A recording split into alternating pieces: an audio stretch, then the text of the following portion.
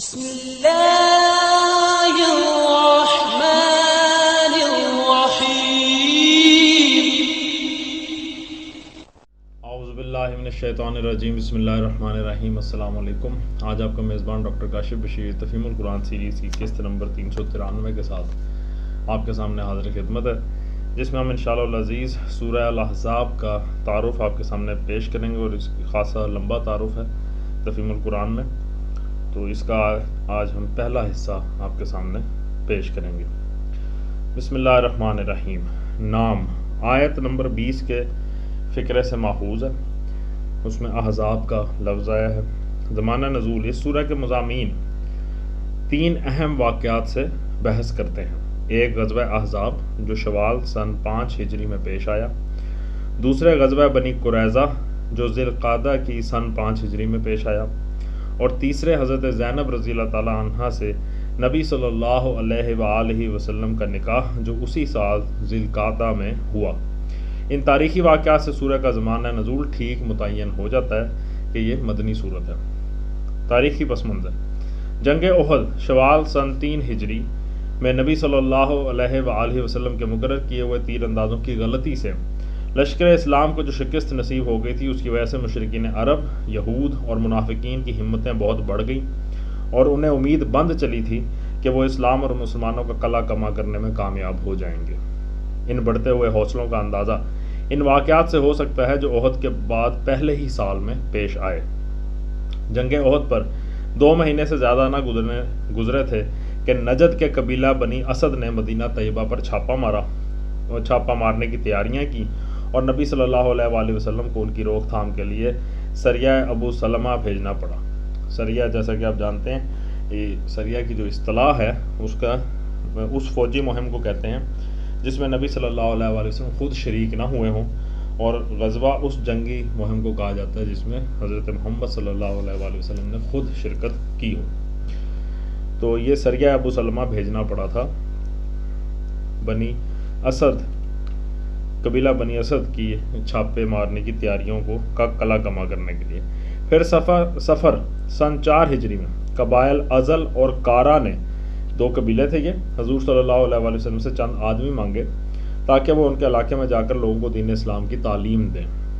حضور صلی اللہ علیہ وآلہ وسلم نے 6 اصحاب کو ان کے ساتھ کر دیا، مگر رجی، جدہ اور رابق کے درمیان ایک جگہ ہے، اس کا نام ہے رجی۔ وہاں پہنچ کر وہ لوگ قبیلہ حذیل کے کفار کو ان بے بس مبلغین پر چڑھا لائے۔ ان میں سے 4 کو قتل کر دیا، اور 2 صاحبوں حضرت خبیب بن عدی اور حضرت زید بن دسنہ کو لے جا کر مکہ معظمہ میں دشمنوں کے ہاتھ فروخت کر دیا۔ پھر اسی ماہ سفر میں بنی عامر کے ایک سردار کی درخواست پر حضور صلی اللہ علیہ وآلہ وسلم نے ایک اور تبلیغی وفد جو 40 یا بقول بعض 70 انصاری نوجوانوں پر مشتمل تھا نجد کی طرف روانہ کیا، مگر ان کے ساتھ بھی غداری کی گئی، اور بنی سلیم کے قبائل اسیہ اور رغل اور زکوان نے بیر معونہ کے مقام پر اچانک نرگا کر کے ان سب کو قتل کر دیا۔ اسی دوران میں مدینہ کے یہودی قبیلہ بنی النضیر دلیر ہو کر مسلسل بدعہدیاں کرتا رہا، یہاں تک کہ ربیع الاول سن 4 ہجری میں اس نے خود نبی صلی اللہ علیہ وآلہ وسلم کو شہید کر دینے کی سازش تک کر ڈالی۔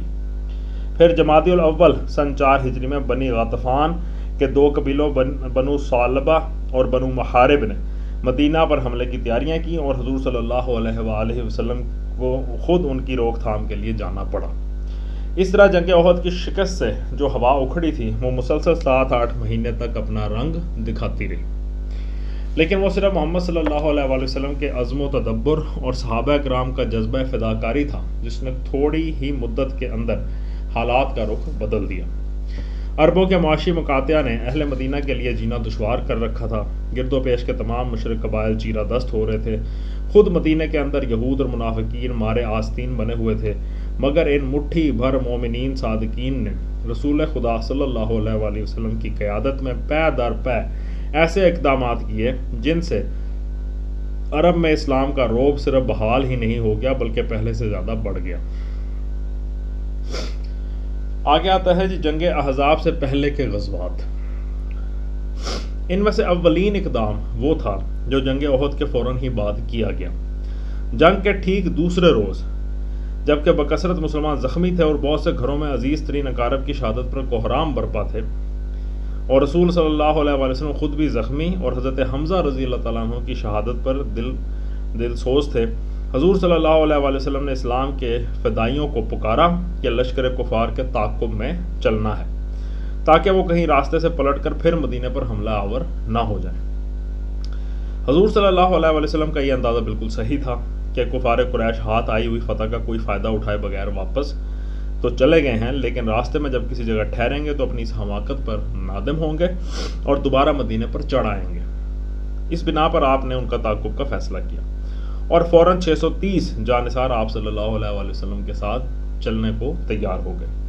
مکہ کے راستے میں جب حمر الاسد پہنچ کر آپ صلی اللہ علیہ وآلہ وسلم نے 3 روز تک پڑاؤ کیا تو ایک ہمدرد غیر مسلم کے ذریعے سے آپ کو معلوم ہو گیا کہ ابو سفیان اپنے 2978 آدمیوں کے ساتھ مدینے سے 36 میل دور الرواحہ کے مقام پر ٹھہرا ہوا تھا، اور یہ لوگ فی الواقع اپنی غلطی کو محسوس کر کے پھر پلٹ آنا چاہتے تھے، لیکن یہ سن کر ان کی ہمت ٹوٹ گئی کہ رسول اللہ صلی اللہ علیہ وآلہ وسلم ایک لشکر لیے ہوئے ان کے تعاقب میں چلے آ رہے ہیں۔ اس کارروائی کا صرف یہی فائدہ نہیں ہوا کہ قریش کے بڑے ہوئے حوصلے پست ہو گئے، بلکہ گرد و پیش کے دشمنوں کو بھی یہ معلوم ہو گیا کہ مسلمانوں کی قیادت ایک انتہائی بیدار مغز اور اولو العزم ہستی کر رہی ہے، اور مسلمان اس کے اشارے پر کٹ مرنے کے لیے ہر وقت تیار ہیں۔ پھر جو ہی کہ بنی اسد نے مدینے پر چھاپہ مارنے کی تیاریاں شروع کی، حضور صلی اللہ علیہ وآلہ وسلم کے مخبروں نے بروقت آپ کو ان کے ارادوں سے باخبر کر دیا۔ قبل اس کے کہ وہ چڑھ کر آتے، آپ نے حضرت ابو سلمہ ام المومنین حضرت ام سلمہ رضی اللہ تعالیٰ عنہ کے پہلے شوہر کی قیادت میں 150 آدمیوں کا ایک لشکر ان کی سرکوبی کے لیے بھیج دیا۔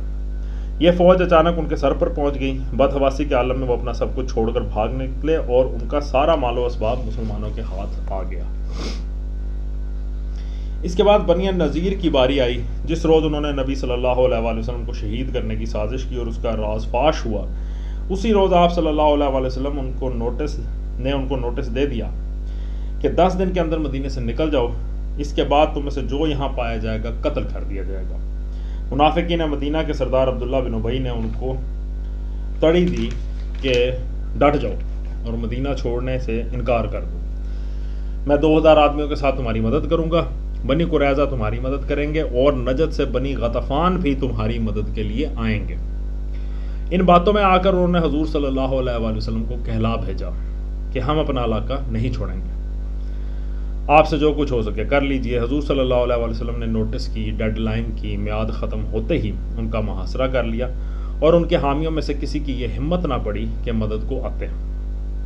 آخرکار انہوں نے اس شرط پر ہتھیار ڈال دیے کہ ان میں سے ہر 3 آدمی ایک اونٹ پر جو کچھ لاد کر لے جا سکتے ہیں لے جائیں گے، اور باقی سب کچھ مدینہ ہی میں چھوڑ جائیں گے۔ اس طرح مضافات مدینہ کا وہ پورا محلہ جس میں بنی نذیر رہتے تھے، ان کے باغات اور گڑھیوں اور سر و سامان سمیت مسلمانوں کے ہاتھ آ گیا، اور اس بدعہد قبیلے کے لوگ خیبر، وادی القرا اور شام میں تتر بتر ہو گئے۔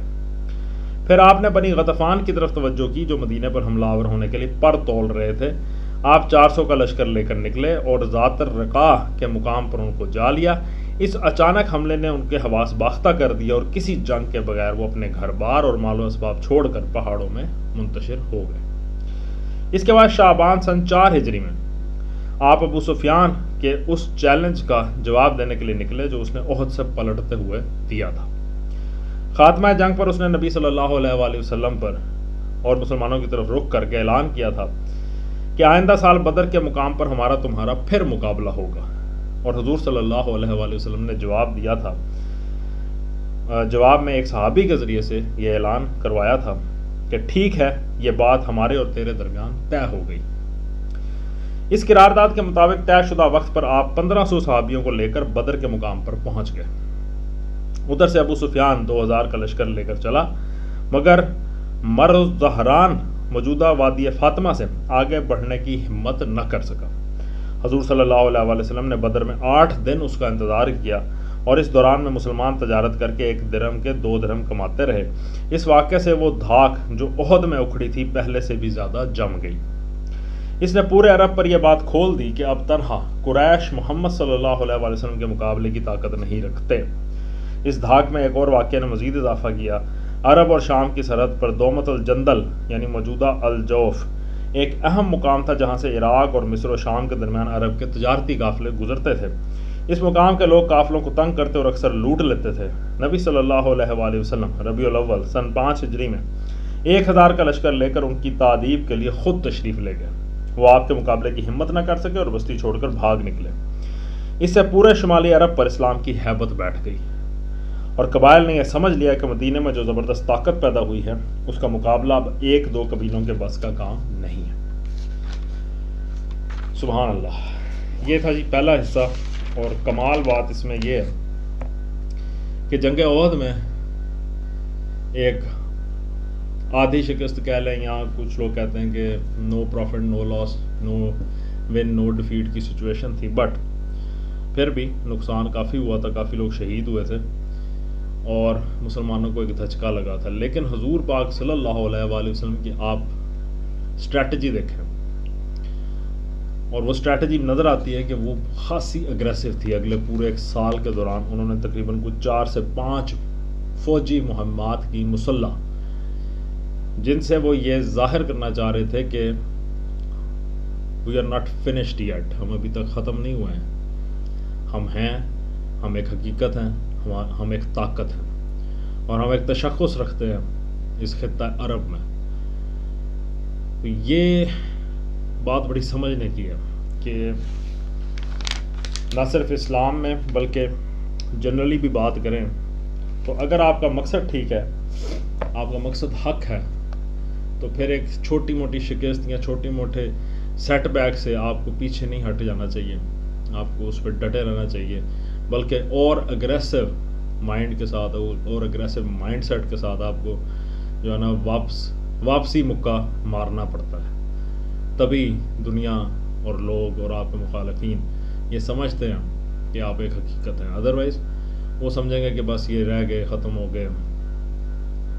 تو یہ بہت حضور پاک صلی اللہ علیہ وآلہ وسلم کی جہاں ایک نبی کے ساتھ ساتھ وہ ایک بڑی ورسٹائل شخصیت ہیں، ان کے اندر ہر طرح کی خوبی اللہ تعالیٰ نے رکھی، اور یہ ایک بہت اسٹریٹجک ڈیسیژنس تھے جو انہوں نے لیے اس وقت، اور اس کی وجہ سے اس کاز کو بڑا فائدہ ہوا۔ اور اسی کے ساتھ ساتھ خراج تحسین پیش کرنا چاہیے اس دور کے تمام صحابہ کو کہ جنہوں نے ان کی ہر پکار پہ، خاص طور پہ دوسرے روز غزوہ احد سے دوسرے ہی روز، ہم جتنا بھی پڑھتے ہیں غزوہ احد کو، وہ ایک بڑا خاصا نقصان والا غزوہ ہے، اور اس کے دوسرے ہی روز حضور پاک صلی اللہ علیہ وآلہ وسلم کہتے ہیں کہ چلیں جناب، ہمیں ان کا تعاقب کرنا چاہیے۔ تو کوئی آگے سے چون چراہ ہمیں نہیں ملتی واقعات میں کہ کسی نے کی ہو، اور اس وقت اس زخمی حالت میں، اس دل شکستہ حالت میں، ڈیفیٹڈ حالت میں، دل چھوٹے ہوئے حالت میں وہ سب کھڑے ہوتے ہیں، اپنے لیڈر کو لبیک کہتے ہیں